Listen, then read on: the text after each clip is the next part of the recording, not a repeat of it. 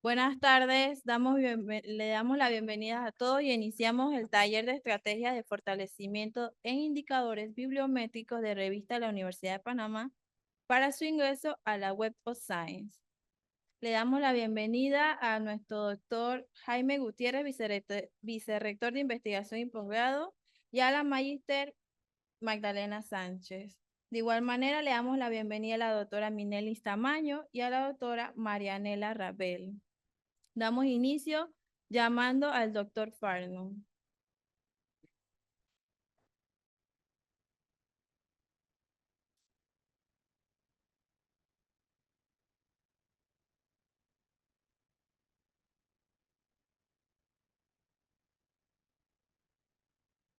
Muy buenas tardes a todos.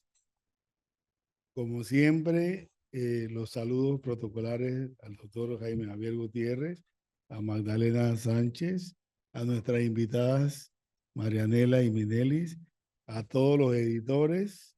Esta es una reunión de amigos y de trabajadores. Al equipo PAC, que vamos a decirle que se sienten acá cómodamente con el público, no veo por qué están por allá retirados. Ustedes son parte del nervio que mueve todo esto. Oscar, acérquese. Y yo comienzo dándole valor a lo más importante, y son los logros institucionales. La Oficina de Publicaciones Académicas y Científicas se ha caracterizado por hacer trabajos colaborativos, no competitivos. Nuestro propósito nunca ha sido tener una revista mejor que la otra, sino que todos los trabajos se vayan haciendo progresivamente de una manera evolutiva. Cada vez que se tiene la oportunidad de un recurso, un espacio, una condición, tratamos de que ésta se comparta entre todos y nos ha resultado bien tener esos espacios colaborativos porque creo que se ha sembrado una semilla de cooperación entre todas las revistas. Esta reunión no es diferente. Esta es una reunión en donde tenemos la oportunidad de mejorarnos como grupo y lo vamos a hacer de esa forma. Nosotros esperamos que esta experiencia nos lleve a un sitial distinto al que tenemos y lo vamos a hacer casualmente trabajando como un taller. Vamos a tener la oportunidad de escuchar la experiencia profesional de nuestras colegas de Cuba, Marianela y Minelli, y esperamos con ellos, después de la evaluación una preevaluación que ellas hicieron, que podamos convertir esa evaluación en un plan de mejora para tener en poco tiempo los resultados esperados. No tengo la menor duda de que lo vamos a hacer bien. Y tampoco tengo la menor duda de que lo vamos a hacer mejor porque estamos muy bien acompañados. Así que de mi parte, de parte de la vicerrectoría, de parte de todo el equipo PAC y de parte de todos los editores, sean ustedes bienvenidas. Disfruten todo lo que puedan y déjennos saber de ustedes con su experiencia. Muchas gracias.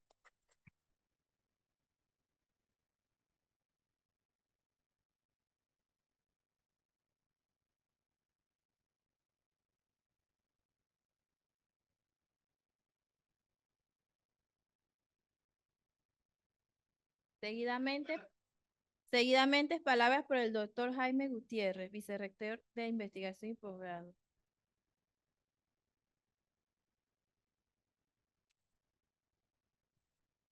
Bien, buenas tardes a todos. Agradecerle que hayan atendido la convocatoria, sobre todo después del almuerzo, ¿eh? Donde contradictoriamente después de comer parece que las energías menguan, ¿sí? Que debería ser todo lo contrario, ¿no? Quiero iniciar agradeciendo a las colegas de la Universidad de Holguín en Cuba, a la doctora Tamaño, a la doctora Raval, por hacer el esfuerzo de venir a compartir con nosotros. Esta mañana tuvimos un primer conversatorio con ellas y a mí me llama particularmente el hecho de que haya tantas similitudes entre los panameños y los cubanos, ¿sí? Y yo internamente me decía que cómo nosotros podemos hacer convenios e intercambios con otros países como Alemania, España, Portugal, y tenemos tan cerca a nuestros hermanos cubanos y no aprovechamos realmente al máximo esa potencialidad. Y quiero realmente agradecerles que hayan decidido compartir con nosotros. También quiero agradecerle al doctor Roberto Carrasco, el director del campus Armódio Arias Madrid, por las facilidades que nos brindan. Normalmente no hacemos estas actividades aquí en este salón, lo hacemos en el auditorio de la Vicerrectoría de Investigación y Posgrado. Pero bueno, la demanda de actividades en la universidad es tanta que hemos tenido que recurrir al uso de este salón y agradecemos al doctor Carrasco por su gentileza de prepararnos este salón. Por otro lado, a la directora administrativa, que tiene que ver mucho con este tema de organización del evento. Muchas gracias a los editores de las revistas que están aquí, que siguen creyendo en el proyecto, ¿sí? A pesar de todas las dificultades, a pesar de todas las limitaciones, pero este es particularmente un reto muy interesante, ¿sí? Desde el punto de vista institucional, porque hay muchas reglamentaciones en la Universidad de Panamá respecto al desempeño docente que dependen de esta actividad, ¿sí? Por ejemplo, para que un profesor reclasifique, ¿sí? Necesita tener una publicación, ¿sí? En la base de datos de Scopus o Web of Science, ¿sí? Hay una figura nueva, que es la figura de profesor con título de doctorado, y para ingresar a la posición tiene que tener artículos publicados en Scopus o Web of Science, y para poder mantenerse en la posición igualmente tiene que tener esa producción científica con el reconocimiento de estas dos bases de datos tan prestigiosas a nivel mundial. Entonces realmente es un compromiso porque de esta forma estaríamos dándole la oportunidad también a los profesores de la Universidad de Panamá a cumplir con ese requisito, porque es muy fácil poner un requisito y no brindar las facilidades para que las personas que necesitan cumplirlo realmente estén en condiciones para hacerlo.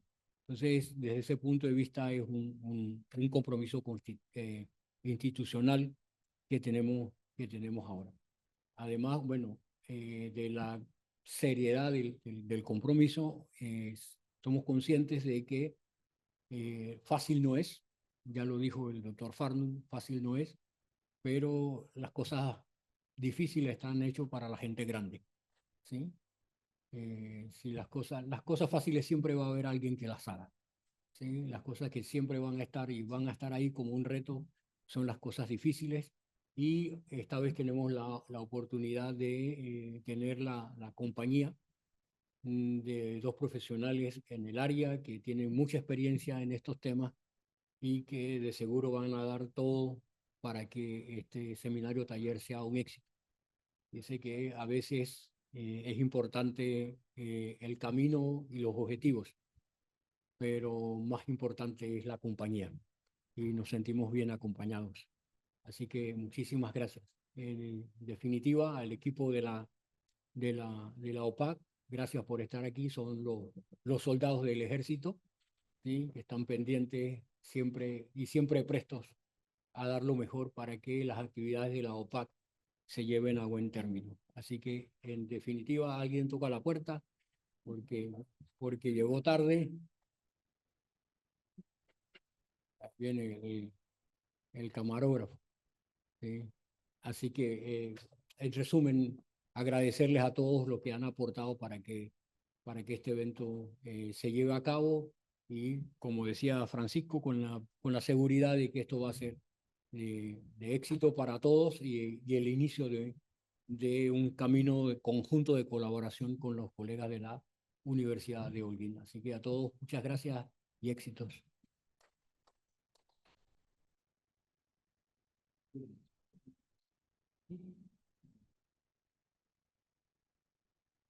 Muchas gracias al doctor Jaime. Seguimos con la conferencia magistral, criterios de calidad de la edición de revistas científicas para Web of Science por la doctora Marianela Rapet.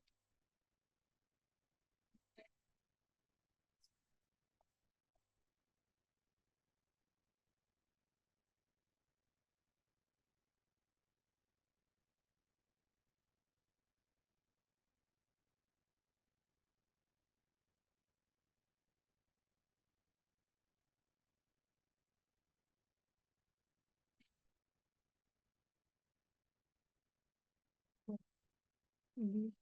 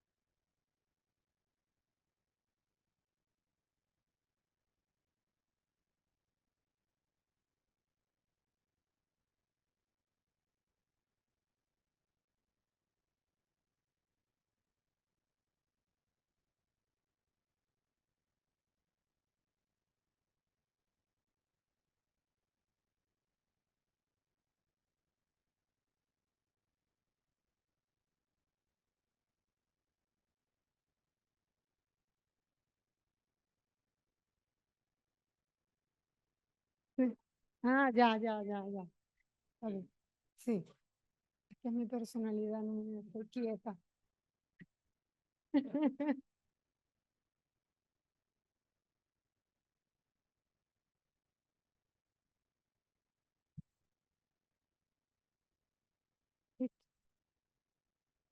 Bueno, buenas tardes, colegas.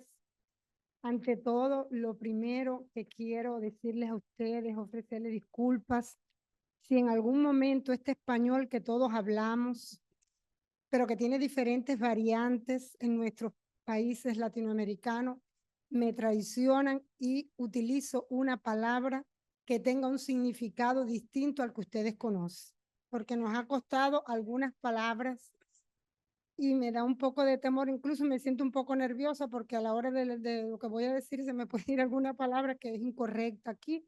Disculpen de antemano. Yo me llamo Marianela Rabel López, para los que no estuvieron por la mañana allí. Soy profesora de la Universidad de Holguín, directora de la Biblioteca Miguel de Cervantes Saavedra de uno de sus campus y también directora de la revista Luz.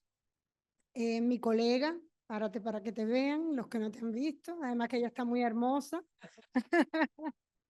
Mi colega es Minelis Tamayo Megrec, profesora también de la universidad, la editora general de la revista Luz y el alma de la revista. Ella mañana va a estar hablando de cuestiones que yo hoy no voy a mencionar, no voy a intervenir porque estaría robando el protagonismo de lo que realmente nos ocupa y lo que nos pidió el doctor Farnum, que es el tránsito de las revistas a WOS, y por tanto yo no voy a profundizar en algunos aspectos que sí ella lo va a hacer mañana. Pero bueno, es lo que vamos a una antesala de lo que sería el día de mañana. Gracias, Mel. Nosotras venimos de la Universidad de Holguín. La Universidad de Holguín, Holguín, bueno, ella es guantanamera, yo soy holguinera, pero ya lleva años viviendo en Holguín. Holguín es la provincia nororiental de Cuba, que es la tercera en población después de La Habana y Santiago de Cuba, antes de la ola migratoria, porque ahora no se ha hecho un censo, no sabemos cómo estamos, pero si ustedes están al tanto de las noticias de Cuba, es en masa la cantidad de jóvenes, sobre todo, que se están yendo del país, lamentablemente. Y bueno, ahora no sé qué lugar estamos ocupando porque de Holguín se han ido muchas personas. Yo solamente en el lugar donde vivo, en una cuadra, se han ido 48 personas. Y entonces imagínense a nivel de país cómo será esto. La ciudad de Holguín se le llama la ciudad de los parques porque tiene muchos parques. Y nosotros, como les decía, venimos de la Universidad de Holguín. Nuestra universidad es una de las más grandes del país, por supuesto, después de la Universidad de La Habana, que es nuestra insignia universidad, de la Universidad de Oriente de Santiago de Cuba y la Marta Abreu de Las Villas. Bueno, por ser nuestra provincia una de las más pobladas, por supuesto que hay una gran universidad. Nosotros contamos con una matrícula inicial en el año 2024 de 11.749 estudiantes y ya tenemos una matrícula final porque estamos finalizando el curso escolar de 10.371 con 49 carreras en diferentes modalidades, curso regular diurno, curso por encuentro, que es el curso para trabajadores, y la educación a distancia. El curso por encuentro, yo les explicaba a los colegas esta mañana que hay oportunidad de todas las personas a estudiar. Lo mismo puede ser una ama de casa que no tiene ningún vínculo laboral, que cualquier joven que esté desvinculado también de un centro laboral puede optar por una carrera universitaria. Ustedes saben que las carreras universitarias, bueno, allá nosotros no tenemos que pagarlas, son totalmente gratuitas. En la universidad contamos con una educación posgraduada. En estos momentos tenemos 5 doctorados, 21 maestrías y 4 especialidades. Que estas especialidades, no sé acá, pero allá se homologan como también maestrías. Todas estas maestrías, todas estas especialidades y tesis doctorales que generan una producción científica, un resultado investigativo, ¿cómo nosotros le damos salida a estas investigaciones? Bueno, pues tenemos muy pocos recursos para darle salida. ¿Por qué? Porque nosotros solo contamos en la universidad con una editorial que se llama Conciencia Ediciones, que se dedica a publicar resultados investigativos en papel. Y bueno, ya veíamos aquí la experiencia de las publicaciones digitales que se están haciendo. Y tenemos 3 revistas. Una revista que es de tecnología educativa, que no está dentro de Conciencia Ediciones, sino que está dentro del grupo de tecnología de la Dirección de Informatización de la Universidad. Dentro de Conciencia Ediciones está la revista De Por Vida, que responde al área de la cultura física y el deporte, y la revista Luz, a la cual nosotros venimos representando. La revista Luz, que es la revista insigne con 22 años de fundada, siempre ha sido digital. Bueno, pues nosotros lo único que tenemos allí, y usted, si usted me pudiera ayudar, ¿verdad? Pues puede sentarse aquí para yo no estar pendiente del... sí, mejor conversar. Además, yo no voy a dar una conferencia magistral. Yo voy a reflexionar, a compartir con ustedes. Solo tenemos para darle salida investigativa a esto 3 revistas y los libros que se publican. No tenemos una imprenta en la universidad. Todo es a través de los privados, que se pone un presupuesto para ello y demás. Pero nosotros no solamente tenemos la responsabilidad de darle salida investigativa a los docentes e investigadores de la universidad, y también a aquellos que pertenecen a los centros, a los CUN, como nosotros decimos FUN, que son facultades universitarias, que aquí me han dicho hoy por la mañana que se llaman centros regionales. Allá se llaman CUN o FUN, que les gusta mucho utilizar las siglas, pero son centros universitarios y facultades universitarias. Y tenemos esa responsabilidad. Pero no es solamente con ellos. Nosotros tenemos la responsabilidad de darle salida a las investigaciones de los docentes y directivos, estoy hablando de maestros, directivos del territorio, que no pertenecen al Ministerio de Educación Superior al que pertenece la universidad. O sea que si un maestro, un directivo de una escuela determinada, de una escuela preescolar, primaria, una secundaria básica, está investigando, nosotros somos los que le estamos dando la salida por esa vía. Y otro segmento de investigadores que pertenecen a otros ministerios, Ministerio de Cultura, Ministerio de, digamos, las Fuerzas Armadas, revolucionarias de allá, el Ministerio del Interior, porque es que tenemos profesores y colaboradores de esos ministerios y entonces también tenemos que responder a esa demanda. Por tanto, tenemos que hacerlo porque uno de los objetivos estratégicos de la universidad está fundamentalmente en el fortalecimiento y la creación de alianzas con las empresas. Es fundamental este binomio de universidad-empresa, porque en definitiva son las empresas las empleadoras de nuestros egresados. Ya les decía que cuando nuestros muchachos salen de las aulas universitarias, tienen todos empleo, un empleo seguro. No así los que es por encuentro. Pero bueno, el que estudia por curso regular diurno todos los días en la universidad. Entonces, hecho este preámbulo, vamos a lo que nos ocupa, que es reflexionar, compartir acerca de los criterios de calidad de la edición de revistas, no todavía, de la edición de revistas científicas. Que bueno, será, como le decía, la antesala de lo que mi colega va entonces a decir. Desde hace mucho tiempo, los criterios de calidad y la definición de calidad viene siendo una preocupación de muchas personas, no solo en los ámbitos académicos, sino también en ámbitos empresariales. Y hoy decía el doctor Farnum que él tiene muchos criterios, podríamos debatir mucho sobre calidad. ¿Qué es calidad? Yo no voy a definir calidad, porque además no me voy a batir en el ruedo con el doctor Farnum sobre calidad. Por tanto, yo quería comenzar, por favor, con este crítico de arte, sociólogo y escritor británico, que me gustó mucho estas palabras de él cuando dijo: la calidad nunca es un accidente, siempre es el resultado de un esfuerzo de la inteligencia. Porque es que si vamos a hablar de calidad no puede ser algo fortuito, algo al azar, es algo bien pensado, bien meditado y demás. Bueno, antes de hablar de criterios de calidad, yo creo que debiéramos pensar un poco en la producción científica. Esa producción científica que es la que ayuda a que avance el conocimiento en un campo de estudio, en una disciplina, y que se genera en nuestras universidades a partir de todo su capital intelectual.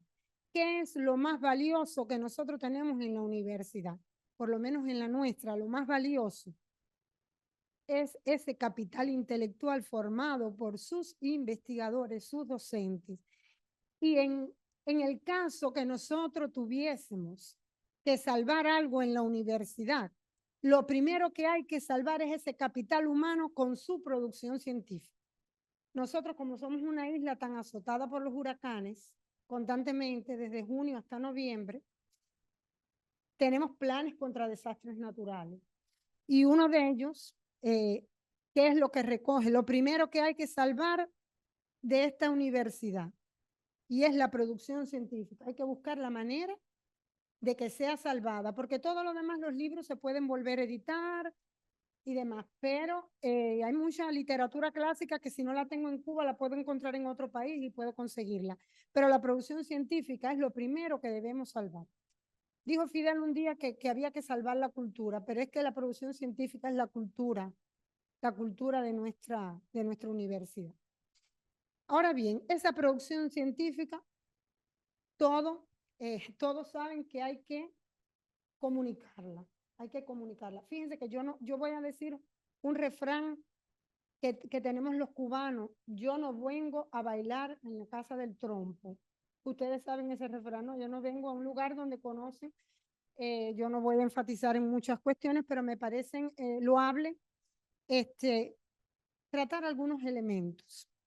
Por ejemplo, esa comunicación de los resultados que todos sabemos que se hace a través de un capítulo de un libro, de una ponencia que se presenta en un evento, en un taller, en una conferencia, o simplemente el artículo. Miren, yo no sé qué les pasa a ustedes, pero a nosotros, que es lo que venimos a hacer aquí, compartir nuestras experiencias, no siempre nuestros profesores saben comunicar bien los resultados de investigación. Y eso es algo que nos está lacerando constantemente a la hora de publicar, de editar un artículo. Bueno, lo que nos ocupa aquí son los artículos. Y no son solo los profesores universitarios. Cuando pensamos que los profesores universitarios son los primeros que tienen que saber escribir, porque se supone que en los currículos propios, en un currículo optativo, se le da redacción científica. Sin embargo, nosotros nos encontramos que no todos saben redactar un artículo. Y lo encontramos también en muchos profesores noveles de la universidad, muchos muchachos jóvenes. Y como les decía ahorita, también lo encontramos, y esto lo vive cada día Minelli en la edición de los artículos y en la recepción, muchos investigadores que llevan sus artículos, pero como ellos tampoco son formados en la universidad y no tienen como decimos nosotros, el fogueo de que hay que estar escribiendo, y como decimos también, yo soy muy refranera, que capar se aprende capando, por tanto, escribir se aprende escribiendo. Si usted nunca se pone, usted no hace el oficio. Y entonces tenemos un segmento, por ejemplo, la carrera de educación artística de la universidad. Tiene una gran cantidad de profesores que son plantilla fija de allí. Sin embargo, tiene profesores colaboradores, que estos profesores, como se da educación artística, especialidad danza, música, teatro, necesitan de profesores especializados, un director de teatro, una bailarina, un cantante, un artista plástico, pero ellos no saben redactar un artículo, ellos tienen que categorizarse. Y entonces eso es una dificultad, que cuando llega ese artículo a Minelli, ellos piensan que cualquier escrito es un artículo científico. Eso nos pasa a nosotros también con los médicos militares que tenemos matriculados en el doctorado de Ciencias de la Educación, de Ciencias Pedagógicas, y entonces se presentan estas dificultades. Y así sucesivamente con muchas personas que no son profesores universitarios, y es tan importante por eso que la comunicación de los resultados tenemos que desarrollar actividades formativas, actividades donde enseñemos a elaborar artículos, porque nosotros pensamos que son profesores universitarios y ya saben hacer el artículo, pero no siempre es así. Entonces tenemos que desarrollar esas actividades formativas y otro tipo de superación, porque bueno, hay que superar a los editores, pero también los profesores tenemos que superarnos en estas cuestiones. Ya teniendo un artículo redactado, comienza ese maravilloso mundo del proceso editorial, que es un proceso creativo, pero que tiene mucho que ver con la calidad del artículo, tanto desde el punto de vista del editor como desde el punto de vista, y es el inicio del autor. Porque nosotros vamos a hablar de calidad, de criterios de calidad de la edición de revistas científicas, pero señores, ¿dónde comienza el artículo si no es en el autor, es el profesor? Entonces, ¿de dónde tiene que venir la calidad del artículo? Desde que el profesor lo elabora. De ahí parte, puede estar bajo nuestra supervisión, pero parte del profesor. Nosotros, sí, ahí. Aquí tenemos a dos panameños citados. Tenemos, sí, porque bueno, nosotros revisando la literatura en relación con esto, encontramos muchos criterios que son coincidentes, otros no, pero en nuestras prácticas editoriales, en nuestra cultura editorial, nosotros vamos a hablar hoy de aquí de cosas que ustedes conocen, pero que a nosotros nos han dado muchos resultados. Y que yo sé que ustedes también, porque ustedes van hoy aquí a también conversar con nosotros, a intercambiar y demás.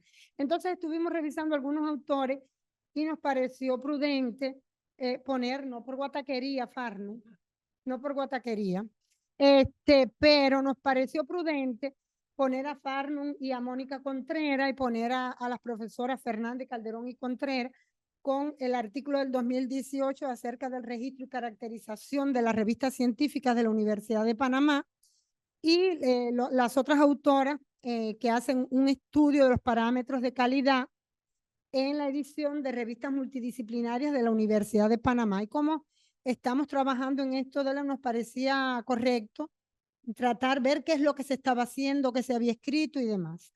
Entonces, algunos de los autores que vimos, adelante. No, todavía. Antes de pasar a los criterios, Yo quiero decirles a ustedes que yo quiero que esta tarde sea un acto de aprendizaje mutuo, de enriquecimiento mutuo, donde nosotros diremos nuestras buenas prácticas, pero que estoy seguro que todos los que están sentados tienen prácticas a lo mejor más interesantes que las nuestras y aportativas en su área de trabajo. Entonces, que también ustedes tienen la libertad de enseñarnos muchas cosas aquí. Y antes de pasar a ver los criterios de calidad, queremos agradecerle al doctor Jaime Gutiérrez por la anuencia que usted dio para que nosotros pudiéramos estar acá, y al doctor Francisco Farnun Castro por la oportunidad y por la convocatoria. Entonces, pasemos a un primer criterio de calidad en la elaboración de los artículos. Bueno, para nosotros es muy importante la solidez en la investigación de donde parte ese artículo, porque ya les decía, el principal protagonista es el autor. Y para que tengamos calidad también tiene que tener calidad ese artículo. Esa solidez en la investigación que parte de un artículo que tiene que estar basado en investigaciones bien diseñadas y reproducibles, y que tienen que tener un fundamento, un respaldo de sus evidencias científicas, de los análisis que hacen para que pueda llegar consistentemente a nuestros lectores. Lo primero es la solidez en la investigación. Adelante. Otro de los aspectos es la originalidad, la relevancia y contribución al conocimiento. Necesitamos de investigaciones que aporten, que sean novedosas, que sean innovadoras, que sean auténticas, originales, pertinentes, que hagan contribuciones al conocimiento. Y por eso tiene mucha relevancia que los artículos provengan de este tipo de investigación. Investigaciones que no aporten no pueden dar un buen resultado ni un buen artículo. Adelante. Otro aspecto a tener en cuenta en los criterios de calidad, todo esto tiene que ver con el autor. Todo esto tiene que ver con el autor. Es la claridad, la coherencia y la precisión en la elaboración del artículo. Esos artículos que tienen que estar correctamente escritos, que tienen que tener una estructura clara, que deben mostrar y explicar adecuadamente los resultados investigativos, los métodos empleados, las decisiones metodológicas, que no deben tener ambigüedades, que no deben hacerse suposiciones, porque en la ciencia hay que tener mucho cuidado con esto, y el uso correcto de la gramática, porque el uso de signos de puntuación parece una bobería, pero puede cambiar una idea. Por tanto, el uso de signos de puntuación en la gramática es importante. Es importante también el uso de los conectores para esa relación lógica que se debe establecer entre las ideas.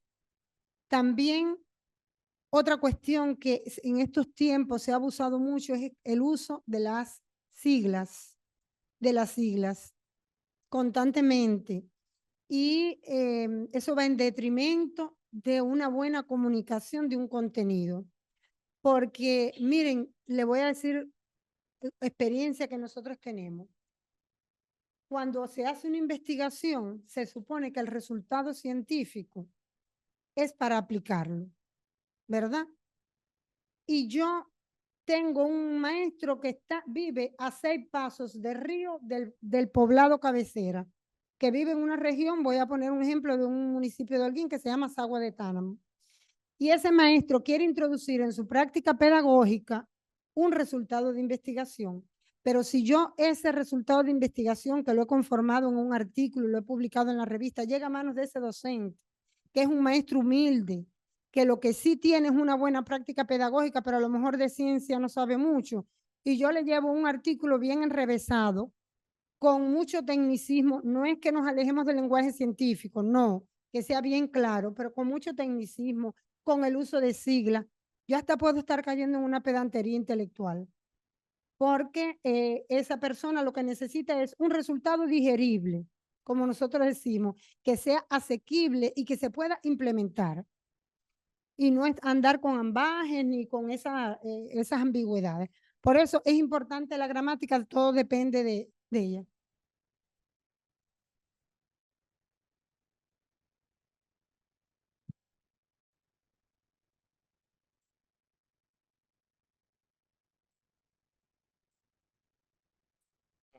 Manuscritos o artículos que vienen con errores ortográficos, inclusive cuando hacen el abstract, Sí. a veces la traducción no es la correcta. Pero eso ha mejorado desde que nosotros hicimos un checklist, un listado de lo que tiene que chequear el autor antes de enviar el artículo. Y nosotros hacemos 3 recomendaciones. O sea, no los obligamos, pero se lo hacemos preferiblemente. Uno, no utilizar el traductor Google. Mm, Eso nosotros lo ponemos. Preferiblemente no utilizarlo. Recomendamos preferiblemente antes de enviar el artículo que lo revise un especialista en inglés o un especialista en ortografía. Lo que pasa es que los autores nos dejan eso a nosotros. Y eso nos tira más trabajo, porque nosotros tenemos correctores de estilo y nos los mandan. Entonces, ahí tenemos que dedicarle tiempo. Entonces, desde que nosotros pusimos eso en el checklist, ha mejorado mucho. Sí, muy interesante lo que usted nos dice. A nosotros nos sucede lo mismo. Vivimos experiencias similares porque el traductor de Google es terrible, porque nosotros en la revista estamos con los resúmenes en español, en inglés y en portugués. Y lo llevan al traductor y entonces pues se pasa más trabajo porque Minelis tiene que dárselo a un traductor para que lo revise, muchas veces con símiles errores, porque bueno, todo lo quieren hacer a través de la tecnología y hay que ponerle pensamiento a lo que se hace.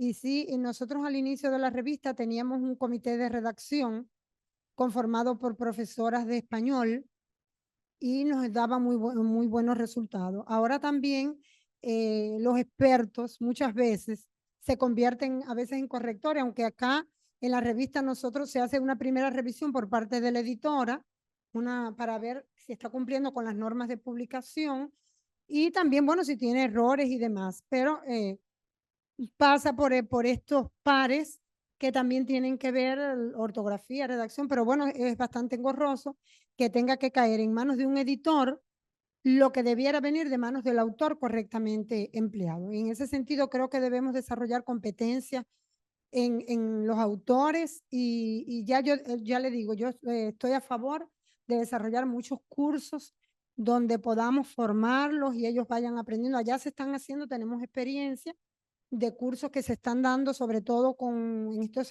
días se han dado con los profesores noveles de la universidad, porque ellos necesitan prepararse. Bueno, pasamos a otro. Bueno, rigor metodológico tiene que ver también con la solidez en la investigación y, por supuesto, todo artículo que viene que viene de una investigación sólida tiene que partir de altos estándares de rigor en cuanto a la metodología empleada. Además, tiene que atenerse a la metodología de la revista, además, porque muchas personas, hoy hablamos de las normas Vancouver, y entonces, por ejemplo, allá solo lo utiliza la Facultad de Ciencias Médicas. Entonces vienen a veces con norma Vancouver, nosotros trabajamos con la APA séptima edición, y ellos tienen, como les decía ahorita, que justificar todo bien, toda la estructura metodológica, el empleo de métodos, la muestra que utilizan, los datos con los que trabajan y demás. Y la metodología tiene, porque bueno, nosotros trabajamos con una metodología que está establecida. Adelante. Todo esto que hemos visto hasta aquí tiene que ver con el autor. Fíjense. Fíjense, tiene que ver con el autor y uno piensa que no, que es la edición de la revista y que el autor entregó su original y no tiene nada más que ver. Pero es que si todo esto no viene correctamente escrito, ya es el fracaso. El cumplimiento de normas. Bueno, todos sabemos que toda revista científica parte de directrices y pautas que establece cada revista. Y que tiene sus secciones obligatorias, que hay que cumplir, sus espacios fijos, y también con el uso adecuado de las fuentes, la citación de fuentes, así como los formatos, porque un formato que se presenta sólido, que se presenta profesional, le da mayor legibilidad, accesibilidad y visibilidad al artículo y por ende a la revista donde se ha publicado. Adelante. La revisión por pares. Ya aquí estamos hablando de otra cosa. Ya no estamos hablando solo del autor. Estamos hablando de nuestros expertos que estuvimos también hablando hoy de la preparación que tienen que tener. No solo desde el punto de vista de su campo de conocimiento, sino también cuando eres experto de una revista, yo creo que te tienes que ir alfabetizando, digamos, en cuestiones editoriales, en calidad de las publicaciones, en qué es lo que se está pidiendo y demás. El investigador en ese sentido tiene muchos retos cuando es experto de una revista. Y bueno, esa revisión por pares, que es lo que nos va a dar en un gran por ciento la calidad y la validez del artículo que se va a publicar. Fíjense que los criterios, la revisión por pares es tan importante que por los sistemas de calificación de las revistas científicas es uno de los que más peso tienen. La revisión por pares, nosotros lo hemos visto y por supuesto, los expertos que están en la revista uno tiene que seleccionarlos muy bien y buscar personas que prestigien nuestras publicaciones. Incluso estábamos pensando en estas cuestiones que vamos en estos días a trabajar aquí. Humildemente nosotros podemos ayudar con algunos expertos de la universidad en algunas áreas de conocimiento, en algunas revistas, que yo estoy segura que ellos darían su anuencia para participar como expertos, y ya lo venimos pensando en diferentes, lo que tendríamos que sentarnos en cada revista, qué es lo que realmente se quiere para ayudar con ellos. Son profesores de mucho renombre. Nosotros tenemos el caso del profesor Valiente Sandó, Pedro Valiente Sandó, que fue rector de la universidad y obtuvo el Premio Nacional de Pedagogía en estos días, una persona que se ha dedicado a investigar lo que es la dirección educacional y ha trabajado mucho en el ámbito educativo para todas estas revistas del área de la pedagogía, de la educación y demás. Por tanto, nos parece importante trabajar con ellos. Adelante. Bueno, están las citas y referencias que también tienen que ver mucho con el autor. Porque yo no sé cómo le llegan a ustedes las citas y referencias, pero a nosotros nos llegan a veces que es un desastre. Es un desastre. Sabemos que tienen que ser actuales, que tienen que ser pertinentes, que deben respaldar las investigaciones que estamos realizando. Y bueno, está la citación, la autocitación y la cocitación, pero bueno, yo quiero detenerme en la citación y la autocitación. Miren, actualmente hay mucho plagio. Hay mucho plagio y fundamentalmente se ve cuando hay algunas formaciones masivas, académicas masivas. Yo he visto mucho plagio y se repiten mucho los mismos autores que se citan. En la cuestión esta de la citación, sí, nosotros es la oportunidad que tenemos de reconocer a los autores originales, de contextualizar nuestra investigación, respaldarla y darle seguimiento a una línea investigativa. Esto le va a dar integridad académica al artículo, le va a evitar el plagio, pero tenemos que tener mucho cuidado con esto y tratar de que sean lo más actuales posible. En cuanto a la autocitación, esto realmente es un problema, es una práctica poco ética, porque la autocitación no es que no se puede utilizar, sí se puede utilizar, porque bueno, tiene varios propósitos. Yo puedo utilizar la autocitación para contextualizar o poner antecedentes de mi propia investigación. Yo puedo utilizar la autocitación también digamos, para utilizar algunas citas que sean importantes dentro de la investigación, de que las personas conozcan cuál es la ruta que lleva mi investigación y demás. Pero es una práctica poco ética porque en exceso es dañina la autocitación y puede hasta sesgar la investigación también.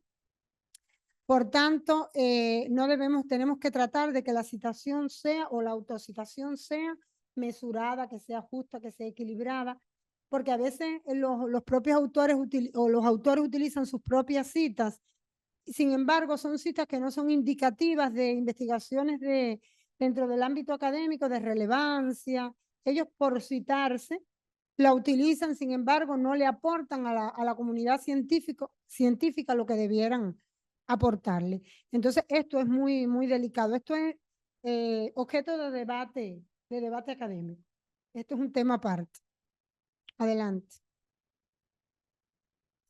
Bueno, la ética de publicación. La ética de publicación, que aquí no solo es de los autores, es también de los editores y de los expertos, Aquí en la ética de publicación, los autores, por supuesto, que tienen que presentar, nosotros solo pedimos siempre sus cartas de originalidad y las cartas de cesión de derechos de autor. Y bueno, la ética de la publicación está en esa originalidad, porque si no estoy copiándole a nadie, yo sí estoy aportando. Pero en tanto no sea así, nos estamos equivocados. Pasa. Ahora, en el caso de los editores, tenemos varios criterios a tener en cuenta con la cuestión de la ética, que es en primer lugar la confidencialidad. El editor debe ser una persona que tenga mucho cuidado a la hora de trabajar la información de un autor. No debe estar ofreciendo información que no haya sido autorizada por parte del autor. Por tanto, debe ser una persona confiable para ello. También debe ser imparcial hasta el punto que trabajamos con pares académicos. Si el par académico, si hay dos expertos y hay uno que no se pone de acuerdo o que dice negativamente algo acerca del trabajo, nosotros tenemos que ir a buscar un tercero, pero nosotros como editores no debemos involucrarnos en tomar posición por uno o por otro. Debemos en ese sentido ser muy imparciales. La transparencia y la objetividad, por supuesto, también tiene que el editor en todo momento estar informándole al autor cuál es el tránsito de su publicación por la revista, cómo va retroalimentándole, y ahora está en manos de los expertos, qué estamos haciendo. En todo momento tiene que estar informando. Evitar conflictos de interés. Esto sucede muchas veces. El editor puede caer en favoritismos, en discriminación, y no debe ser.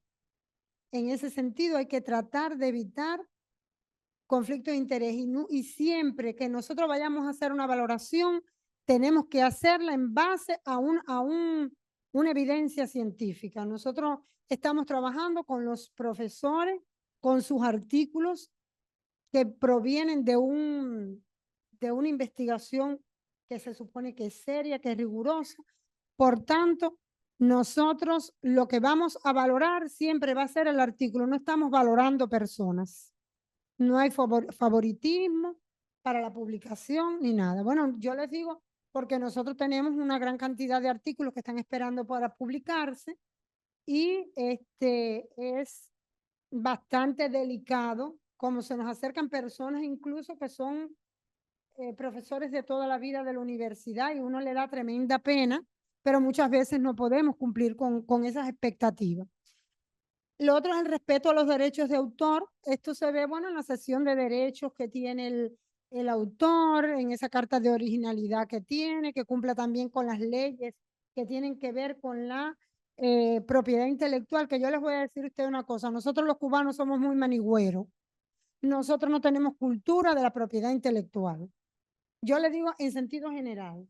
hay muchas oficinas de propiedad intelectual, pero la gente hace lo que le da la gana. Y entonces le digo manigüero, que es la manigua, el campo libre. Y entonces en eso hay que trabajar con ellos siempre porque no van a registrar sus derechos de autor.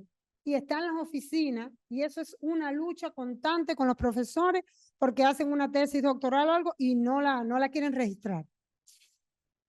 Bueno, la política antiplagio tan traída y tan llevada, que bueno, la tenemos declaradas en nuestra revista, ustedes también la tienen declaradas en la revista. Y la presencia de árbitros externos. Si no tuviéramos árbitros externos, nosotros también quizás caeríamos en problemas de ética editorial. Estos aspectos que pueden parecer breves, a nosotros nos han dado muy buenos resultados en el trabajo con la revista. Ya la revista lleva 22 años de creada. No ha dejado de salir en 22 años ni cuando la COVID. Ininterrumpidamente ha salido porque, bueno, aquí tenemos el alma de la revista, que es Minelli, que estuvo ahí en medio de la COVID trabajando para que ella mañana les va a explicar que ahora vamos a comenzar a trabajar, ya estamos comenzando con la publicación continua de los volúmenes, pero que la revista es trimestral y salen 4 números al año. Y entonces, también gracias al trabajo de todas esas personas es que hemos logrado que la revista pueda ir incorporándose y tomando posición en bases de datos de alto impacto, porque hemos tratado de llevar digamos en el mejor sentido, una rutina de trabajo para poder tener esos resultados. Esos son algunos de los aspectos más importantes que trabajamos como parámetros de calidad. Adelante. ¿Sí?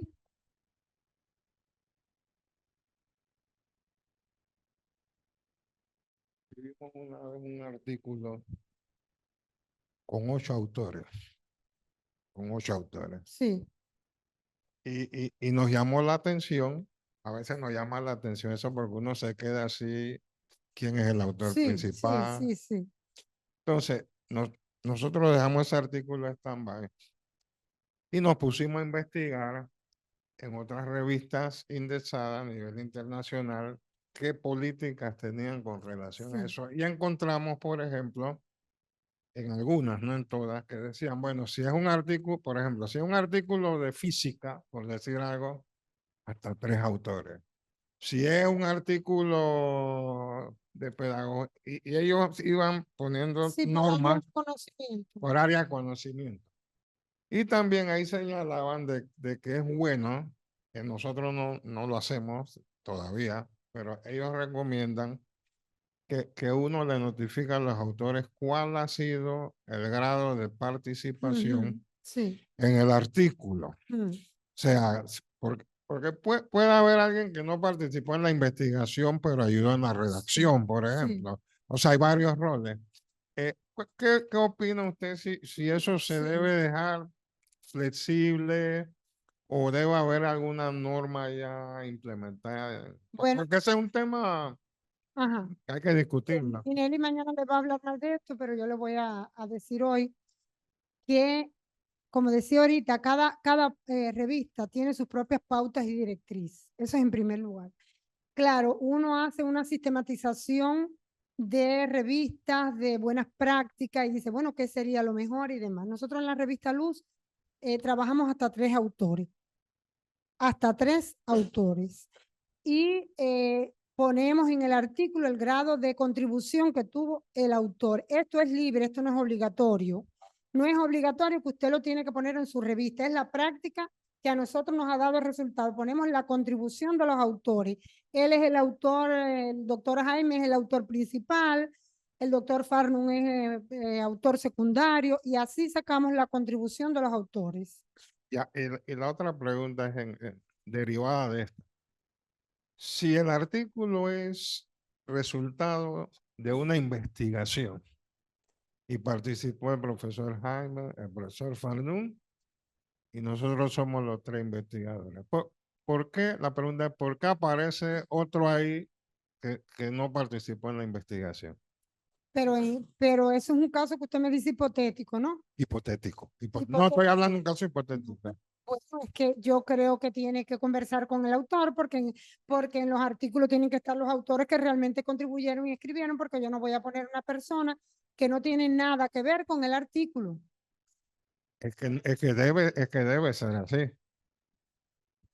Está la profesora. la Sí, en profesora. ese sentido, Sí, quiero entender que lo que ustedes hacen es que en las pautas para los autores ponen eso como una limitante. limitante. no de más los de tres autores, autores. hasta tres autores. Hasta tres autores O sea, realmente como una por condición, una mejor dicho, condición. un requisito. En las pautas editoriales lo Mm. colocan. Sí, Ok. hasta tres autores. Sí, buenas Claro. tardes. Voy a hablar de las dos cosas. Las investigaciones que están conformadas por más de un autor son mejor apreciadas que las que son conformadas por un solo autor, Ujú. porque lo que se pretende es aprovechar diferentes disciplinas para enriquecer la investigación. No hay una norma definitiva de cuántos autores No, no hay. se deben poner. Simplemente lo que tiene que hacer la revista es señalar que se aclare o se tipifique cuál es la contribución de cada autor. Sí, es lo que Ya, hacemos. y suficiente Mm. eso. Y de hecho están la mal llamada revista de alto impacto, que es un requisito que se consigne cuál fue el papel que La desempeñó contribución de cada cada uno de los uno. autores. Y no ponen límite de autores. Inclusive yo he visto artículos en Scopus, Web of Science y otros, en donde la referencia autoral va hasta la mitad de la página, de tantos autores que hay. Increíble. Nosotros acá, lo que dice Carlos, se refiere a malas prácticas.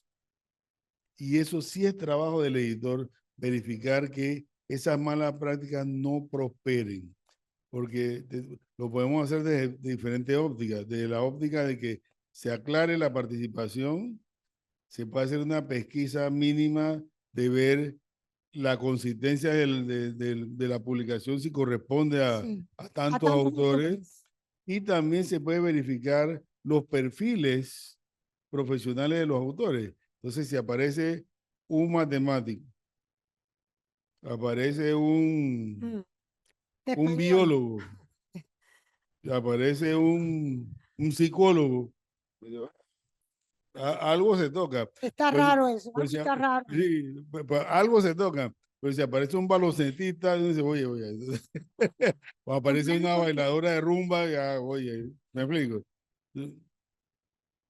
No, no, ese trabajo editorial, totalmente trabajo Mm. editorial. Sí, vamos Ahora, ahí lo que corresponde, bueno, a lo mejor no estamos adelantando del taller, ¿verdad? Ahí lo que corresponde es que el editor llame a los postulantes y diga, aclárame esto. Si tiene aclaración, vale. Si no tiene aclaración, devuélvaselo. Tan sencillo como eso. No le corresponde al editor justificar lo injustificable. No hay otra forma. Vamos a dar la palabra al profesor. Buenas tardes, colega, Buenas revista tardes. Guacamaya.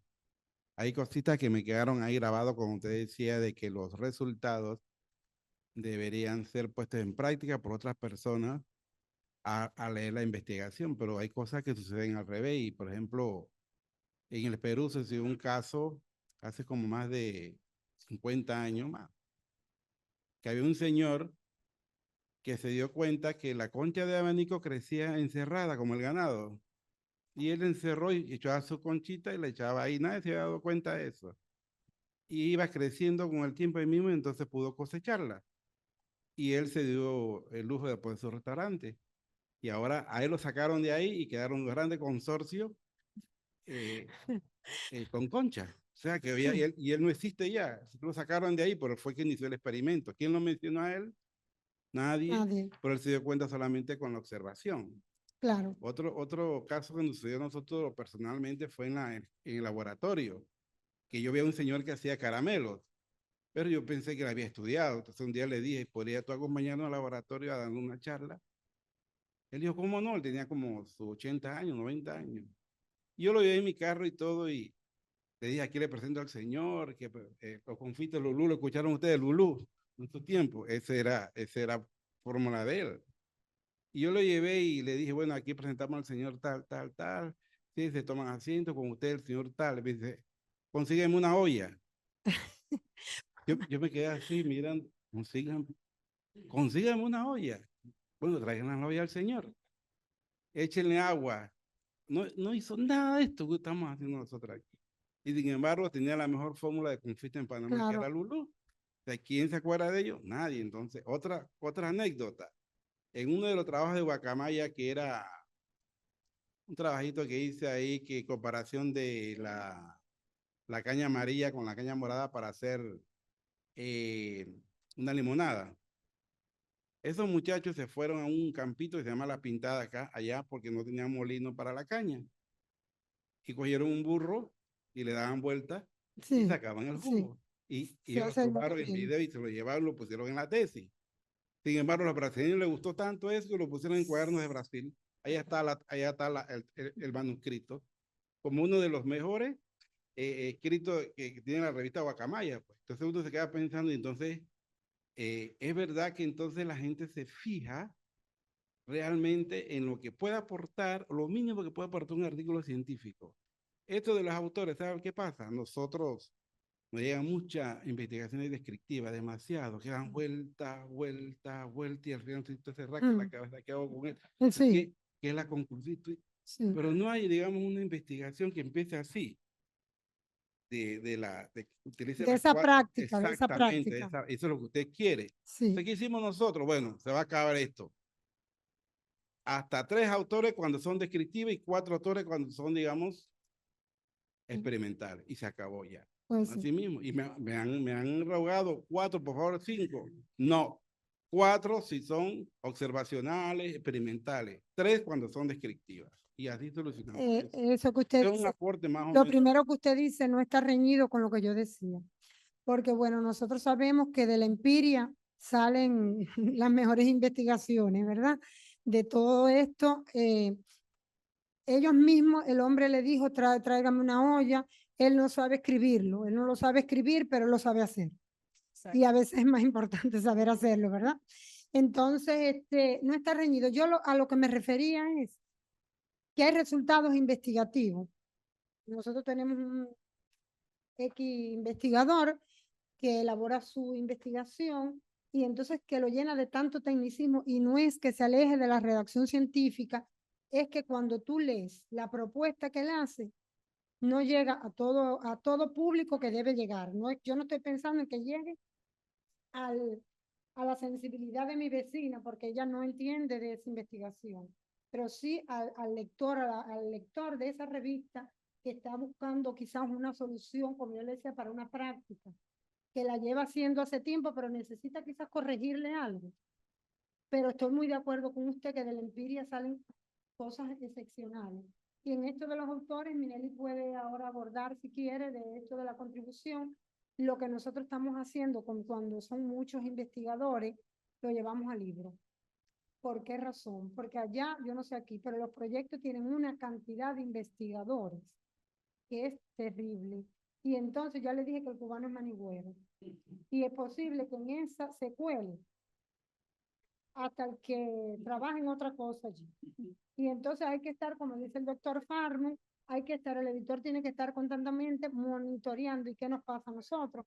Nosotros no tenemos un equipo de trabajo tan grande. Minelli, yo soy la directora de la revista, ella es la editora, soy una editora auxiliar y ella lo hace todo. Y entonces es la revista que insigne, digamos, no solo de la universidad, yo creo que de la provincia, porque las otras revistas que hay no han podido, no se han podido posicionar en base de datos, revistas de historiadores, revistas de crítica social y demás. Y entonces se nos hace un poco difícil, pero bueno, nosotros estamos para aprender aquí también. Quizás pudiéramos de ahora en adelante pensar que pudiéramos ser flexibles en algunas cuestiones de estas de los investigadores con sus proyectos y sus resultados y demás. Sí, en ese sentido yo siempre planteo mi preocupación con el tema de que, y me gustó la imagen que puso, que un buen artículo es el resultado de una buena investigación. Si esa buena investigación no existe, podemos escribir muy bonito, pero el artículo no tiene ningún significado. Entonces, ese es un esfuerzo.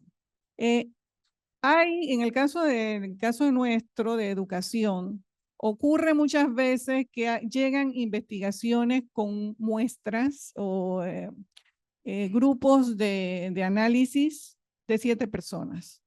Entonces, es un análisis o un estudio que hice con 7 niños o con 10 personas o 20 personas. Entonces, esas cosas muchas veces me llevan a la duda de hasta dónde es el alcance del significado de lo que estamos publicando, ¿no? Porque de pronto puede estar muy bien planteado metodológicamente, pero el valor del resultado, la utilidad de lo que allí se muestra, o sea, valorarlo. He visto en algunas revistas que ponen incluso algunos mínimos en la parte metodológica para el tema del muestreo. No sé ustedes cómo han visto eso. ¿Tú vas a decir algo de la contribución? De la contribución de autor. Sí, en cuanto a lo que estábamos hablando, ¿no? De la distribución, la contribución además de los autores. En el caso, por ejemplo, de la revista Luz, ya Anela lo dijo, nosotros solamente aceptamos hasta 3 autores. Ya ahora, después que entramos en Cielo, porque ellos tienen muchísimas exigencias y entonces hablaban de, por ejemplo, artículos que son resultados de proyectos en el que participan una mayor cantidad de autores. Y entonces abrimos un poquito el diapasón hasta 4. Me estaban sugiriendo que 6, yo al final lo dejé en 4 autores porque también igual nos exigieron también en el artículo declarar la contribución de autoría. O sea, tenemos que hacerlo porque lo tenemos que hacer, lo tenemos que poner en el artículo, lo que estaba hablando también Farnum. O sea, ¿qué hizo cada autor dentro de, o sea, a la hora de elaborar, de hacer la investigación y de elaborar el artículo? Que es positivo al final, como quiera que sea, o sea, se ve realmente la contribución de cada uno de ellos. Y sí, ya les digo, es una exigencia, lo tenemos que poner desde el 2022. Ya nosotros en todos nuestros artículos aparece esa contribución de autores. Y bueno, es verdad que muchas veces cuando uno ve demasiados autores, cuando yo me puse a leer y a investigar sobre ese asunto, sí vi que lo que decían ahí, por ejemplo, depende también de la línea temática de la revista, porque todas esas cosas, entonces el editor tiene que tenerla en cuenta. El campo, hay algunas investigaciones que permiten una mayor participación de autores y eso hay que tenerlo en cuenta. Creo que hay que valorar siempre cada uno de esos elementos. Sí, están pidiendo la palabra por allá. Sí, profesora. Sí, buenas tardes y gracias pues por todos los aportes que nosotros hemos declarado este año, la calidad para nuestras revistas y todo esto está en función de la calidad. Esta mañana usted me preguntaba si qué hace la universidad con tema de los repositorios. Nosotros tenemos repositorios institucional donde se alojan en primera instancia las tesis, sobre todo tesis de maestría y doctorado. Hemos encontrado casos en que ya la tesis está alojada en el repositorio, se saca un artículo de esa tesis y el autor principal no es el autor de la tesis. Sí, el asesor se convierte en autor principal y se agregan inclusive otros autores. Entonces, no se puede hacer, ¿ya? Eso no se puede hacer porque ya inclusive está la tesis alojada en el repositorio, entonces entran en conflicto los metadatos con el artículo que se ha publicado inclusive posteriormente. Entonces esas son cosas que a nivel de valorar. También que cuando vienen las revistas que pasan por mis manos para alojarse en el portal, veo en el caso de ciertos artículos Vamos a bailar, profe. Oiga. No, entre más le da, no se preocupe, no se preocupe. Ah,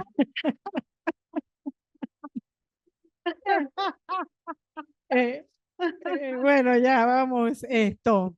Sí vemos la autocitación y esas son una de las cosas que nosotros de una vez regresamos en la revista eh, al editor señalándoles esas situaciones. O sea, la oficina trata en lo más posible de meterse ya después de un trabajo acabado de parte de los editores en muchas situaciones pues que evidenciamos y que esto no aceptamos, no aceptamos.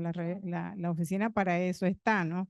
Para controlar todas esas cosas, a pesar pues de que no son del agrado de los editores, pero esto sí se ha socializado pues esas situaciones que las señalamos como malas prácticas. Una autocitación es una mala práctica, el no reconocimiento de un autor principal porque era un estudiante, tiene que ser el autor principal de la investigación y del artículo y no quitarlo a pesar de que, bueno, vamos a suponer el estudiante no le interesaba sacar el artículo, pero si el asesor lo ayudó, él tiene que seguir siendo autor principal porque ya hay un metadato en un sistema.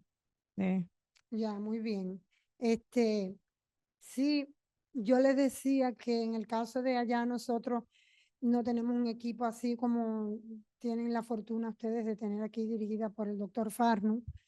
Y bueno, se hace un poco engorroso el trabajo, independientemente de todo, porque nos falta también mucha tecnología y muchos recursos, pero bueno, tratamos de hacerlo lo mejor posible, que salga el mejor resultado. Y por eso es que también uno tiene un poco de miedo cuando uno puede dedicarle mucho tiempo a estar inmerso en esa tarea de buscar esa cantidad de autores que están, le tiene un poco de temor. Entonces, la política también que se ha seguido por parte de la editorial es esos proyectos de investigación de tantos autores, se le edita un libro con su resultado para, bueno, paliar un poco la situación.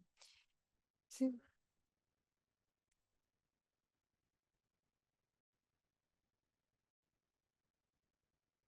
Sí, pero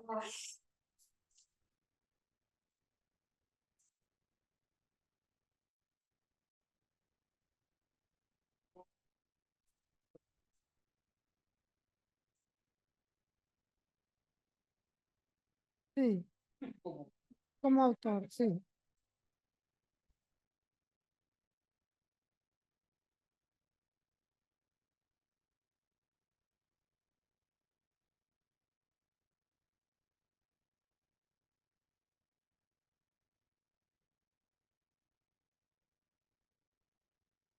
Sí, usted sabe, no sé si aquí se da esa práctica, pero allá en Cuba el tutor siempre está en el artículo con su tutorado.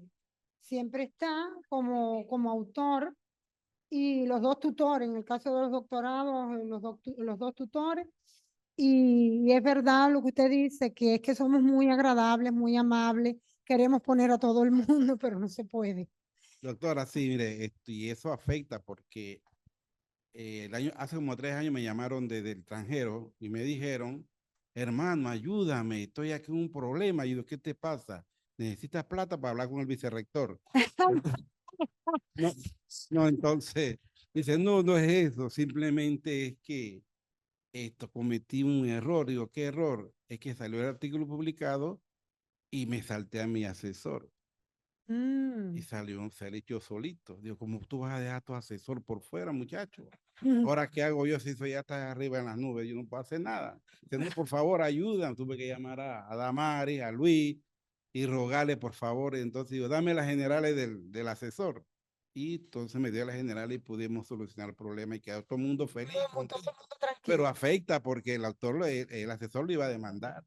Oh, Por eso nada más miren los problemas que nosotros nos toca, digamos, solucionar. y eso que ustedes tienen, que pueden demandar, porque allá no, Ah, no, los no. manigüeros no hacen lo que les da la gana. El doctor Farno. Bueno, interesante todos estos planteamientos que yo pienso que tenemos que consolidar algunas ideas, ¿no? Primero tenemos que ser, como estamos trabajando el año de la calidad, tenemos que buscar criterios que nos permitan uniformar las decisiones. Sí. Yo considero, no me inclino por restringir el número de autores, porque si la investigación es propia de un trabajo multidisciplinario, pues hay que mencionarlo, no lo vamos a restringir por eso. Le toca al editor, no hay forma de verificar si la cantidad de autores corresponden con el trabajo que se hizo. Pues si yo estoy publicando que el agua es H2O, siempre será H2O y nunca va a cambiar de H2O, eso no necesita muchos autores. Uno tiene que ver la consistencia del documento. Y eso es propio de la ciencia. No le podemos quitar cosas a la ciencia. Si un trabajo tiene diferentes disciplinas y suman 7, si está consignado en el documento, pues es válido. Entonces sería malo quitarle 4 porque la revista solamente acepta 3. Esa es una observación. La otra observación sería las malas prácticas. No podemos dejar que las malas prácticas inclinen nuestro trabajo editorial. Sabemos que los artículos se han convertido en la moneda de cambio en los procesos académicos y no lo podemos negar. Entonces todo el mundo quiere publicar o quiere aparecer en una publicación. Eso no lo podemos negar.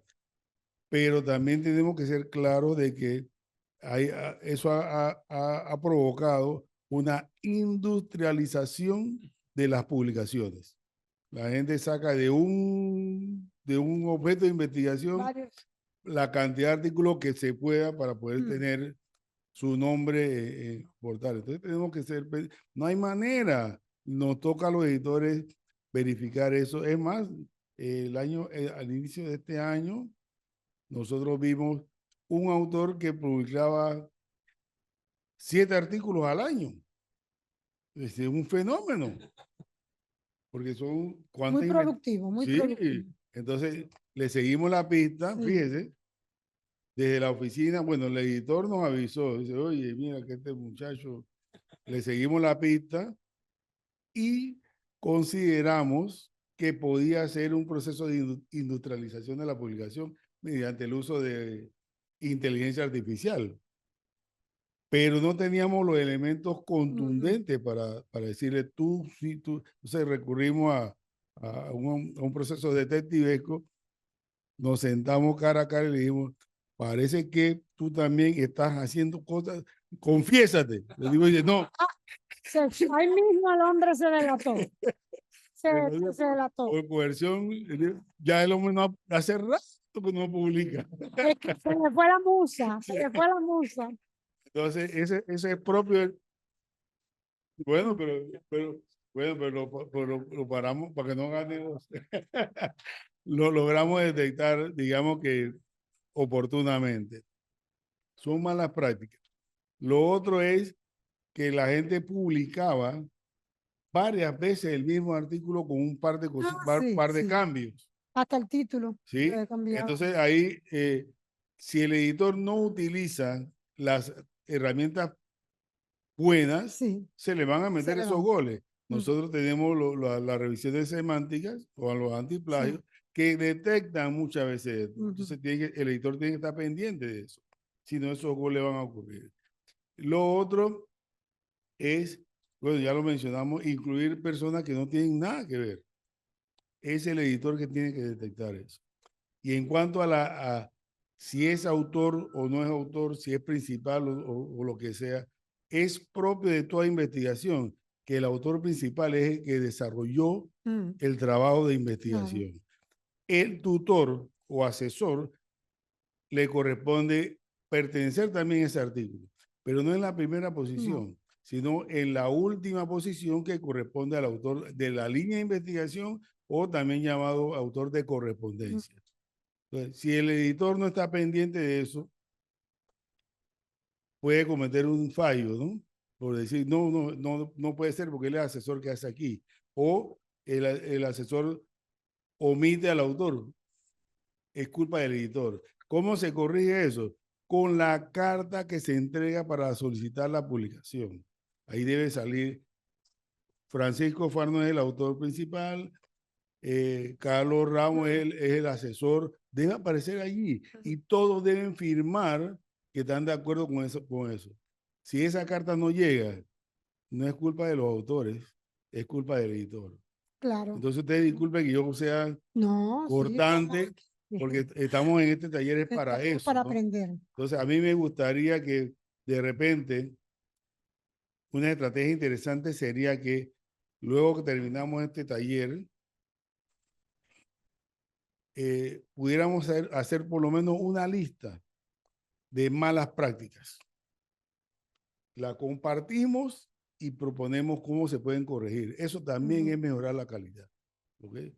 Claro, Quería aportar. nosotros tenemos el autor más productivo de allá de la universidad, que es el doctor Luis Aníbal Alonso.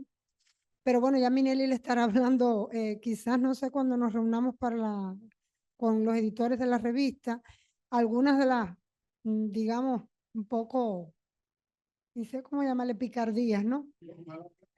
Sí, algunas picardías que el hombre ha utilizado para estar bien alto. Pero él es productivo, él de todos modos es productivo. Ahora mismo no está muy productivo porque tiene problemas personales y hace tiempo que no escribe, pero es en un estudio que hicimos, uno de los más productivos. Yo quería terminar con algunas consideraciones. Aunque los autores no se involucran directamente en los procesos editoriales, el impacto de sus publicaciones dependerá de la calidad de los artículos y de la exigencia del equipo editorial que los gestiona. A cada revista le corresponde establecer sus propios criterios de calidad, a partir de la consulta de metodologías propuestas por bases de datos de prestigio académico y también de buenas prácticas, porque como decía el doctor Farno, nosotros tenemos que sentarnos, quizás elaborar estrategias, ver cuáles son las buenas prácticas o no son tan buenas, que no dan resultado y demás. Bueno, los protagonistas del proceso editorial son los autores, editores y comité de expertos. De ellos dependerá el impacto, la calidad y la ética de las publicaciones. Se deben impartir cursos de formación, digamos, de redacción científica, normas bibliográficas, edición y visibilidad de revistas científicas, política antiplagio, entre otros. Yo insisto mucho en esto de la capacitación, porque estamos muy necesitados, tanto los editores como los autores. Y hoy veíamos una buena práctica aquí en la oficina de publicaciones, donde nos gustó mucho esta especialidad que tienen de formación, que bueno, nos llevamos esa experiencia. Realmente después quisiera saber más sobre ello.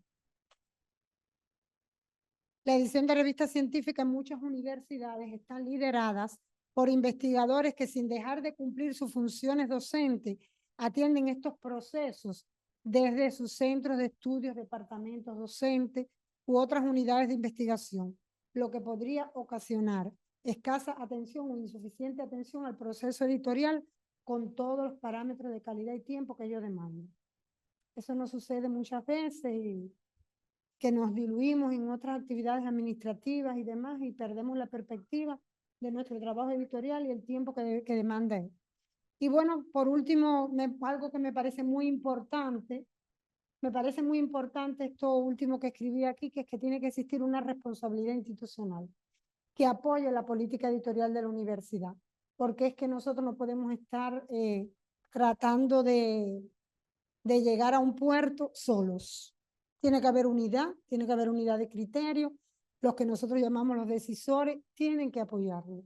La dirección institucional tiene que implicarse en los procesos de publicación con un compromiso, con un sentido de pertenencia, porque es que nosotros no estamos haciendo esto de manera individual. Lo estamos haciendo para la universidad y para la visibilidad de los resultados investigativos de sus profesores y de sus investigadores. Por tanto, cuando decimos responsabilidad institucional, no es si yo sé que tú estás trabajando, qué bueno, te apoyo y ya. Y te tiro la manito por el hombro y ya no es apoyo económico, es apoyo para cursos de superación, es apoyo para procesos de sensibilización con los docentes y con todas las personas implicadas en el asunto, es apoyo para intercambios académicos, son muchos apoyos, pero porque nosotros sí, la rectora nos ayuda mucho y demás, pero ¿qué tenemos para editar la revista? que yo les decía a ellos que ni un ventilador, que se rompió un ventilador y está roto ahí y ella trabaja con calor. Entonces, si no hay una responsabilidad institucional, esa política no se puede llevar a vías de hecho.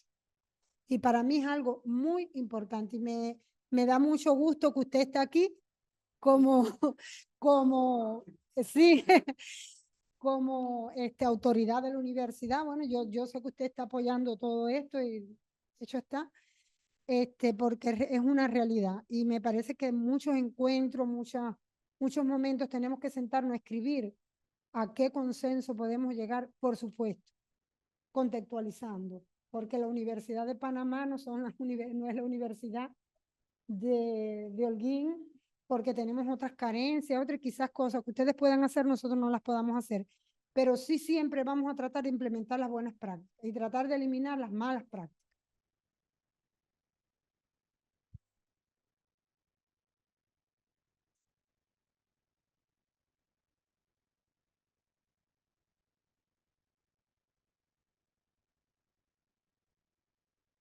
De los editores de revistas. Y es bueno decirlo porque es algo bueno que se está haciendo, ¿no?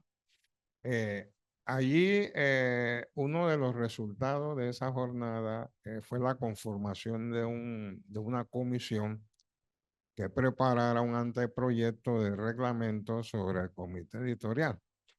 Y precisamente lo que usted menciona de que muchos editores, yo diría la mayoría, ¿no? Somos profesores tiempo completo, tenemos carga horaria, están en muchas comisiones. Entonces, eso se discutió y se planteó como incentivos dentro de ese anteproyecto borrador. Y ahí aparecen temas como que allá le va a tocar al doctor Jaime apoyarnos en ese tema. Por ejemplo, nosotros estamos solicitando, por ejemplo, algún tipo de descarga a nivel institucional, algún tipo de descarga horaria para los editores, por ejemplo, o que se ponga un máximo de comisiones de trabajo hasta 2. Si eso se logra, y el tema de que se incluya, eso es importante, el tema que se incluya el trabajo de los editores dentro de la evaluación docente de la institución. Y eso se está proponiendo, ya se le hizo llegar el borrador al doctor Farnum, entonces ellos van a seguir con la VIP, con ese proceso que nosotros esperamos que rinda buenos resultados, pero sí se está trabajando en eso. Que he aprovechado muy bien la oportunidad de que está aquí el directivo. Me parece muy bien porque realmente sería muy bueno descargar un poco los editores de tanta carga, porque, a ver, un profesor está para dar su docencia y otras cuestiones que hace el profesor universitario, pero es que el editor es un profesor universitario, con todo lo que conlleva un profesor universitario, pero además con un trabajo editorial. Y en el caso de nosotros, espérate un momento, que tú estás editando la revista, oye, acuérdate que mañana hay trabajo voluntario. Hay que ir a chapear allí, o porque eso no nosotros lo hacemos. Hay que ir a limpiar esa área verde porque no hay dinero, no hay presupuesto para pagarle a que vengan a limpiar. Eso lo hacemos nosotros. Y otra cosa es, en este sentido de la responsabilidad institucional, esto también se llama presupuesto. Eso es presupuesto. Y entonces nosotros decimos, oye, pero qué barbaridad. Y no, espérate un momento, que hay que transportar los medios porque vamos a 2 o 3 días de vacaciones y los medios se los pueden robar. Vamos a llevarlo y nosotros nos ven cargadas las mujeres con computadores y todo para un lugar donde hay una reja para cerrar y guardar allí todos los medios. Los medios se nos están rompiendo y nosotros no tenemos cómo reemplazarlo, porque ya nos dijeron a las universidades que este año no va a entrar computadora, no va a haber modernizaciones, ni va a haber nada. Por eso yo, colegas, les digo, quizás lo que yo les haya dicho aquí no les haya resultado interesante, pero lo que sí puedo decirles es, porque de esto ustedes saben también, es que yo les digo que en nuestra práctica tenemos muchos deseos de hacer cosas, pero tenemos pocos recursos. Tenemos pocos recursos y yo veo que ustedes no, quizás necesiten más, pero tienen manera de desarrollar un trabajo con mejores condiciones que las nuestras. Por tanto, lo que más importa es ese recurso que yo siempre digo que está dentro de nosotros, que hablábamos del conocimiento, pero que también tiene que haber una vocación, tiene que haber un amor. Y como nosotros decimos, hay que hacer más con menos, porque no nos queda de otro. Y nosotros eso sí estamos acostumbrados cada día a hacer más con menos. Entonces, pongámosle corazón, pongámosle actitud a lo que estamos haciendo. Y yo no sé si aquí ser editor es obligatorio o lo hacemos por vocación. Por tanto, si decidimos, cuando decidimos emprender una tarea que nos piden, es mejor desde el primer momento decir no, si no le vamos a poner todo el empeño que la tarea lleve. Por eso los invito a que podamos estas buenas prácticas seguir multiplicándolas. Muchas gracias. Gracias.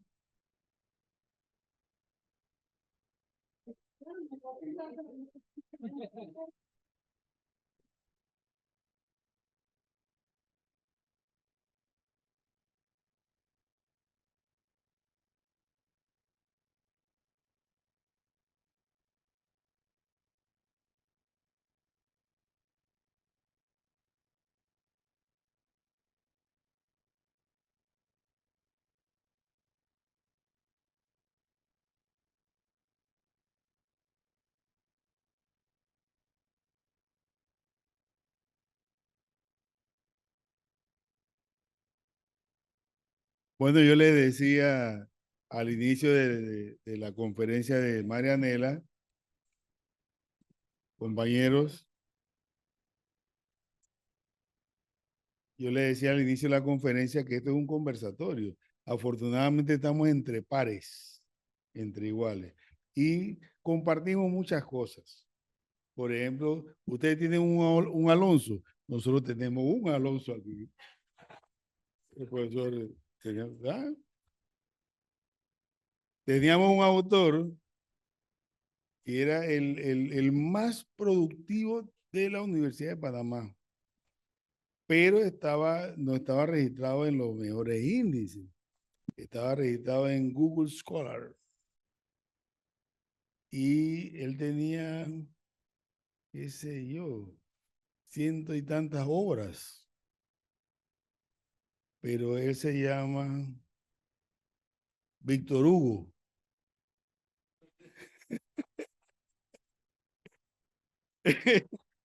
Y entonces resulta que Google Scholar te dice, esto es tuyo. Tú tienes que decir, no, yo no soy ese Víctor. ¿Me explico? Entonces como él no se sentía aludido, él lo omitía, así que se convirtió en un tremendo productor de obras. Pero él no se llama Víctor Hugo. Sí, homónimo, pero... Entonces son cuestiones que no lo mencionaste tú, Marianela, pero nosotros sí tenemos que verlo, que son la ética en la publicación. Y la ética no solamente del autor, sino también del editor. Porque a veces cerramos los ojos porque me cae bien Mileni, y entonces a este sí y al otro no. Entonces estas son cuestiones que tenemos que verlas con precisión. Si estamos trabajando un proyecto de calidad, tenemos que ser parejos con todo el mundo. Las reglas son como deben ser. Porque si no lo hacemos como deben ser, entonces después el que no se vio beneficiado dice, ¿por qué a fulano sí y a mí no? Que muchas veces nos ha pasado, la madre le puede contar, que ha venido gente a quejarse de alguna práctica, de una mala práctica que se permitió en otra persona y que con él no se permitió. Entonces tenemos que tener esos cuidados también. Dice Marianela que los cubanos son muy manigüeros. Y, bueno, yo no, pues yo no soy cubano. Yo no gusto de los cubanos. De las cubanas sí, y bastante. Nosotros acá, para más o menos una metáfora, ¿no? De lo que tú estabas explicando, nosotros, cuando tú mencionabas que no solamente es el espaldarazo y la felicitación, eso no basta. Por la suerte que tú mencionaste algunos ejemplos de cómo se puede apoyar la labor editorial, pero de que estamos hablando de eso, automáticamente los compañeros estaban pensando, ¿y el chen? ¿Tú sabes lo que es el chen? Exactamente, ¿no?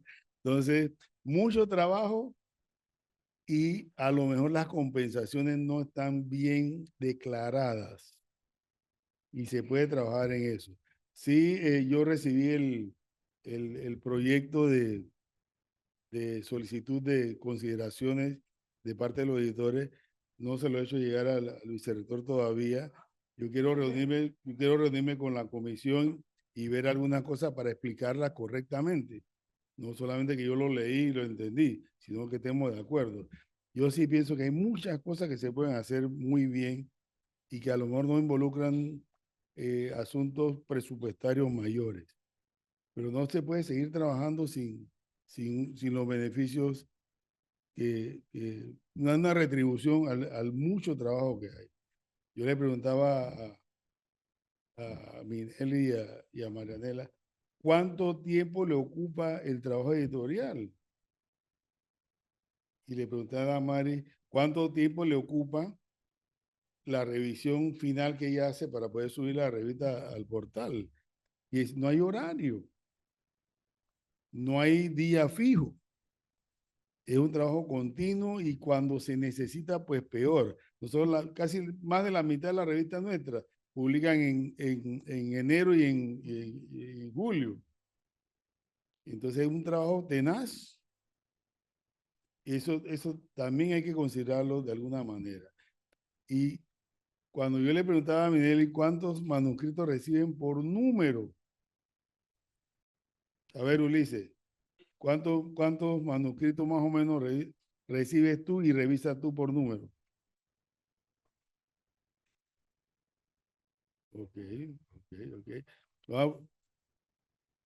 Sí, ¿cuánto revisas? No cuánto publicas. Ok. Abril, Linet,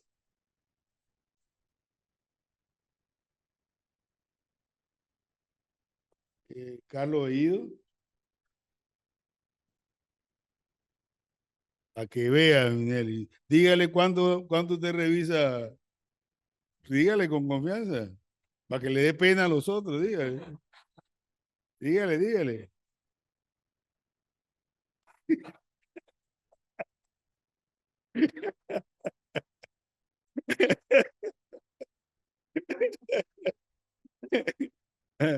Y no solo eso, el abanico está roto, los medios son prestados, tienen que chapear monte. Bueno,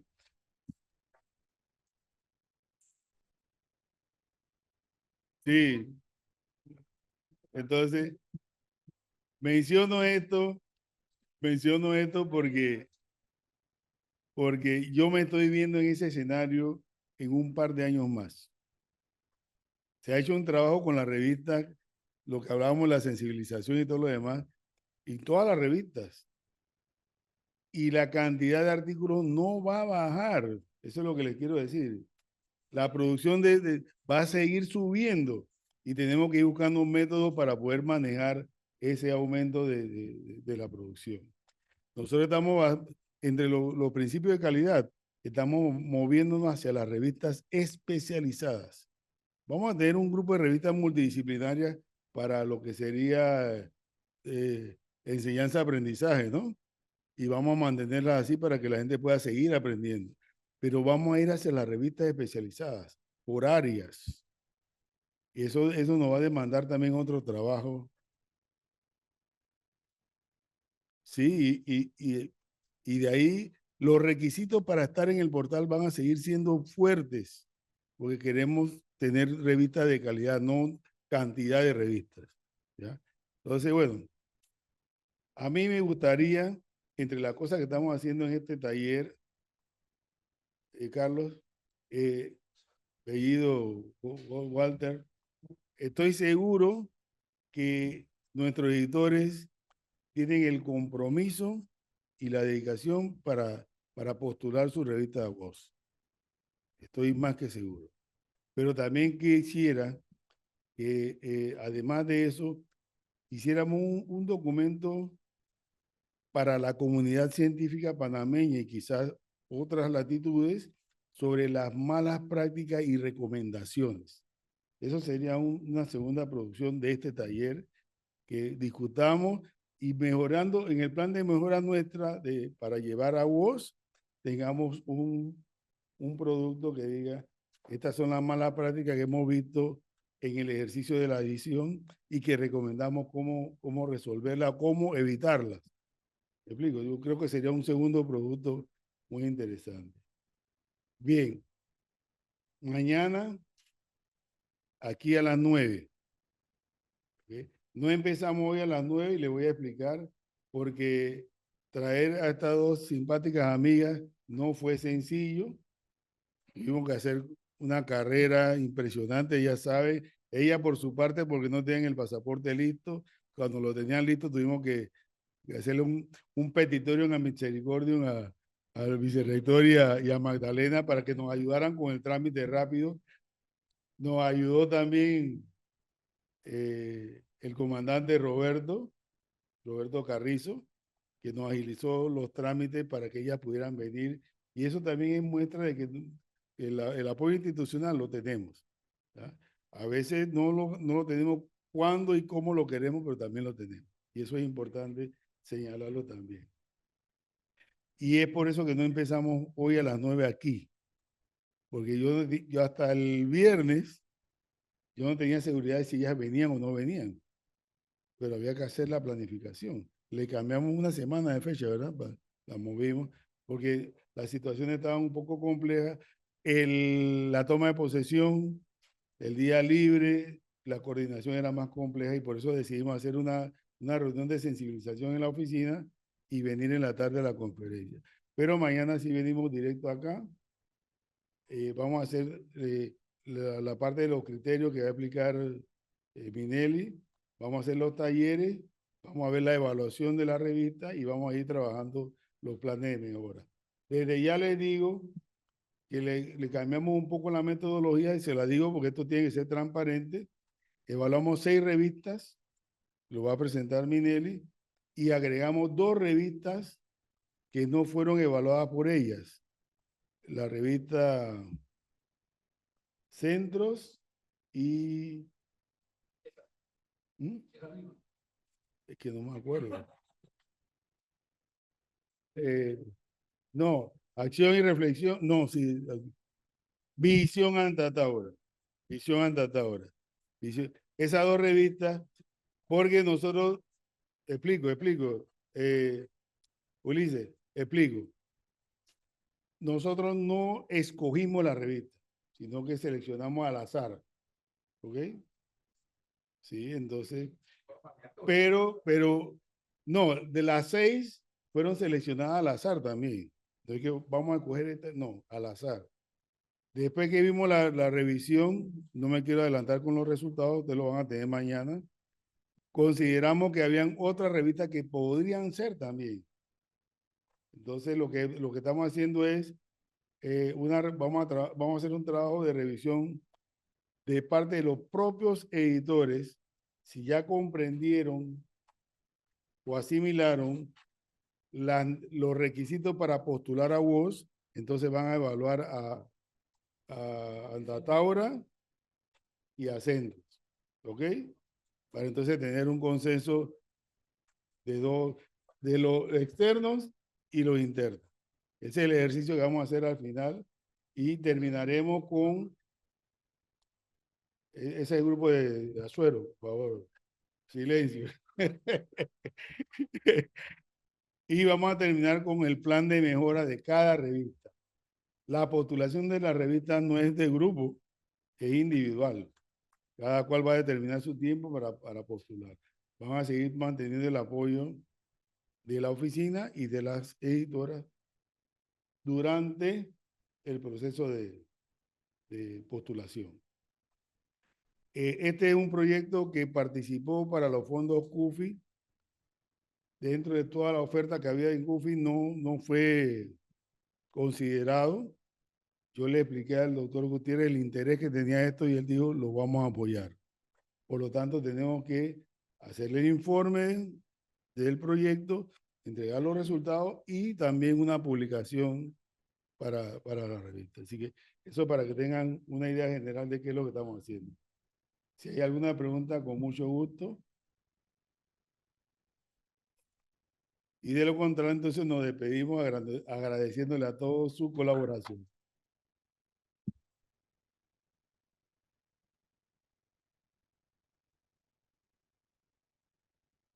Se me olvidó decirle, compañeros,